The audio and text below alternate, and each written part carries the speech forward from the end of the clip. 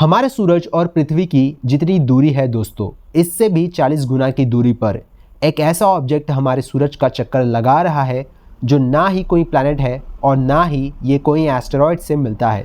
ये डिस्टेंस इतना बड़ा है दोस्तों, जहां सूरज से हमारी पृथ्वी तक रोशनी को पहुंचने में सिर्फ 8 मिनट का समय लगता है, वहीं हमारे सूरज की किरणें इस ऑब्जेक्ट तक पहुंचने के लिए 6 घंटे का समय लेती है। इस ऑब्जेक्ट का शेप दिखने में कुछ ऐसा लगता है मानो जैसे दो अलग अलग बड़े से पत्थर एक दूसरे से जुड़े हो।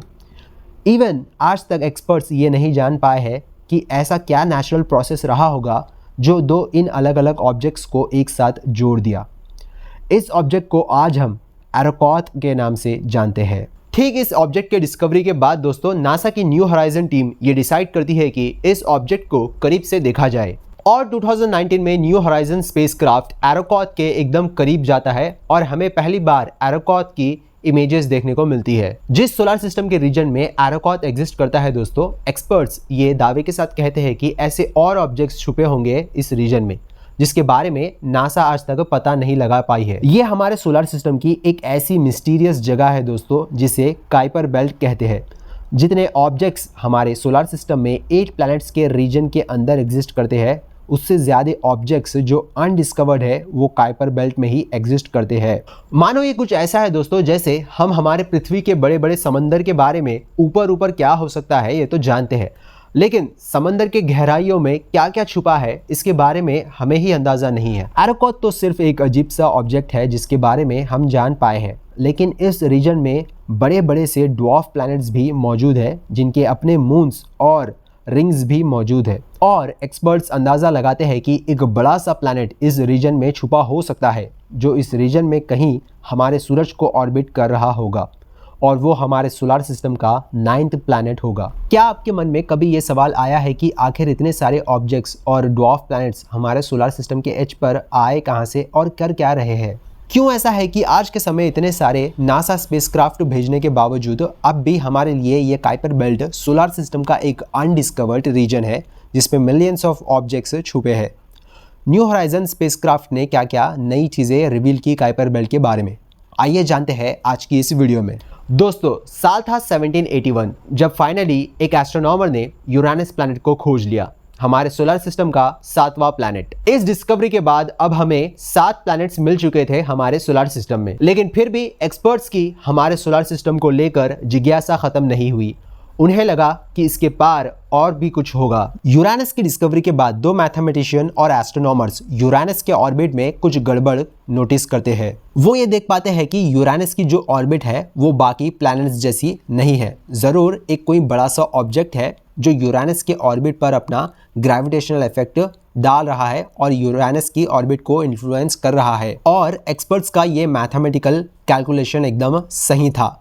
फाइनली 65 ईयर्स बाद नेपच्यून की डिस्कवरी होती है, लेकिन फिर भी एक्सपर्ट्स की जिज्ञासा अभी भी ख़त्म नहीं हुई।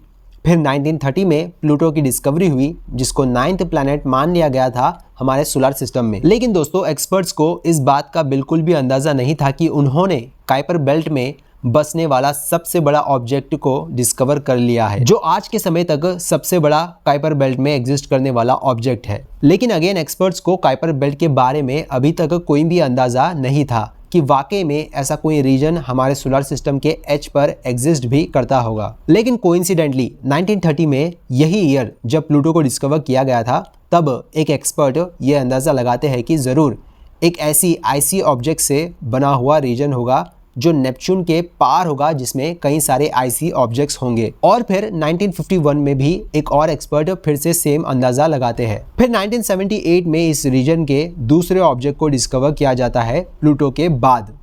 ये ऑब्जेक्ट था प्लूटो का एक मून और आज के डेट में जैसे कि हम जानते हैं प्लूटो के अपने 5 मून्स हैं।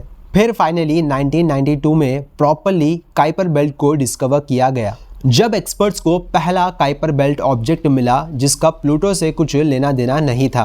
यह ऑब्जेक्ट था डायमीटर में 100 किलोमीटर से भी ज़्यादा बड़ा, जिसे आज QB1 एल्बियन के नाम से जाना जाता है। इसके बाद कई सारे और भी बड़े बड़े काइपर बेल्ट ऑब्जेक्ट्स मिलते गए और धीरे धीरे नंबर बढ़ता गया। प्लूटो से हटके 4 और ड्वार्फ प्लैनेट्स भी मिले नासा को इस रीजन में और कई सारे ऑब्जेक्ट्स जिसमें से एरोकॉथ भी एक है जैसे कि मैंने वीडियो की स्टार्टिंग में बताया था दोस्तों, ये रीजन अनडिस्कवर्ड है और इनमें शायद और भी ड्वार्फ प्लैनेट्स और कई सारे अजीब से ऑब्जेक्ट्स आज भी अनडिस्कवर्ड होंगे। नासा का ये दावा है कि इसमें कई सारे अनगिनत ऑब्जेक्ट्स हो सकते हैं, जिसमें से कई सारे ऑब्जेक्ट्स का डायमीटर 100 किलोमीटर के बराबर होगा। जैसे कि मैंने न्यू होराइजन मिशन के बारे में बताया था दोस्तों, इस स्पेसक्राफ्ट को 2006 में लॉन्च किया गया था। वही ईयर जब प्लूटो को 9th प्लैनेट के लिस्ट से हटाकर एक ड्वार्फ प्लैनेट की कैटेगरी में डाल दिया गया। न्यू होराइजन के लॉन्च के बाद 2015 में ये स्पेसक्राफ्ट प्लूटो के करीब से फ्लाई बाई किया, कई सारे इमेजेस क्लिक की और बहुत कुछ नया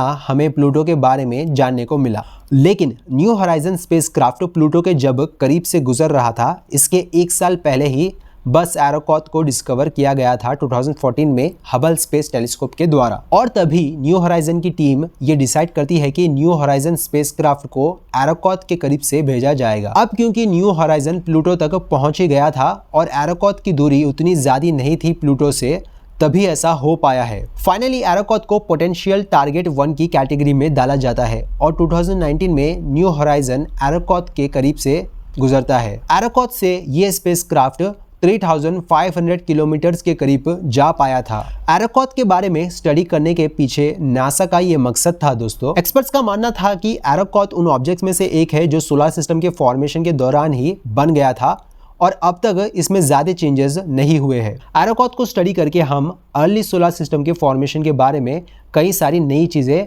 पता लगा सकते हैं। जो एरोकॉथ का साइज है दोस्तों, वो लेंथ में 36 किलोमीटर बताया जाता है।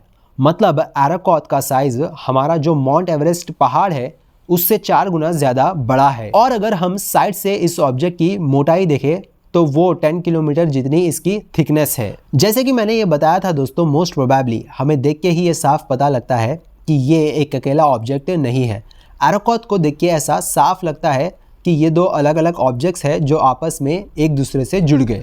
अब एग्जैक्टली हम नहीं जानते ऐसा हुआ कैसे होगा, पर एक्सपर्ट्स के पास इसका एक सिंपल सा एक्सप्लेनेशन है। जब हमारे सोलर सिस्टम का फॉर्मेशन हो रहा था, शायद उस वक्त ही कई सारे छोटे आइसी ऑब्जेक्ट्स एक दूसरे से एकदम क्लोज कांटेक्ट में थे होंगे, बट इवेंचुअली ये सारे ऑब्जेक्ट्स धीरे धीरे एक दूसरे से मर्ज होने लगे और फाइनली यहाँ पर ये 2 लोब्स के फॉर्म में आ गए और ये 2 ऑब्जेक्ट्स बाइनरी ऑब्जेक्ट्स बन गए जो शायद कई समय तक ये एक दूसरे को ऑर्बिट कर रहे थे होंगे। क्योंकि दोस्तों आज के समय हमें ऐसे ऑब्जेक्ट्स के बारे में पता है जो काइपर बेल्ट में एक दूसरे को ऑर्बिट करते हैं। क्या पता मोस्ट प्रोबेबली वो भी मिलके एक ऑब्जेक्ट बन जाए जैसे आज एरोकॉथ है। और जैसे कि हम फाइनल इमेज में देख सकते हैं कि ये 2 लोब्स एक साथ जुड़ गए समय के साथ। और यही जो इस ऑब्जेक्ट की बात है दोस्तों कि 2 अलग अलग ऑब्जेक्ट्स इतने जेंटली एक दूसरे से कैसे जुड़ सकते हैं। देख के तो यही लगता है कि इन 2 ऑब्जेक्ट्स के बीच एक बड़ा सा धमाका नहीं हुआ होगा और इसी चीज को न्यू होराइजन टीम जानना चाहती थी। अब इससे पहले कोई ये थ्योरी बना दे कि इन 2 ऑब्जेक्ट्स को एलियंस ने जोड़ा है,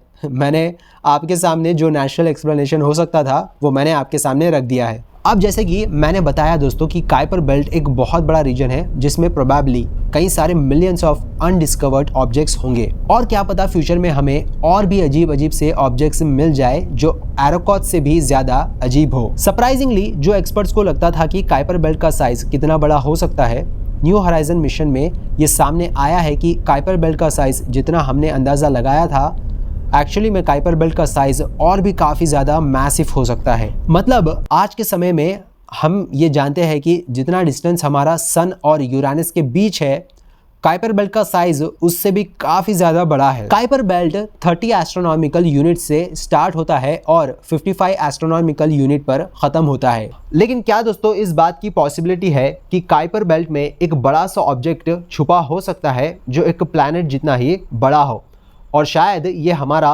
प्लैनेट 9 हो।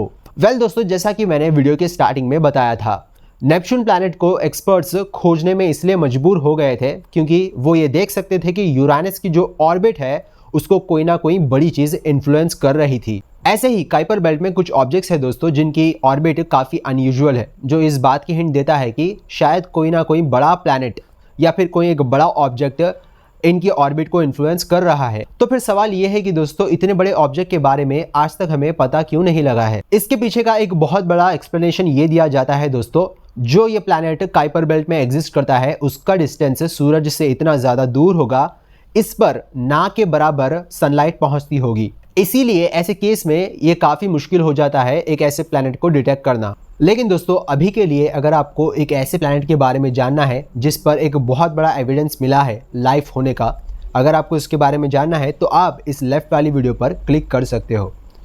या फिर आपको अगर जानना है कि हमारे सूरज से जो नज़दीकी तारा है उसके इर्द गिर्द कितने प्लैनेट्स हो सकते हैं, तो वो जानने के लिए आप इस राइट वाली वीडियो पर क्लिक कर सकते हो।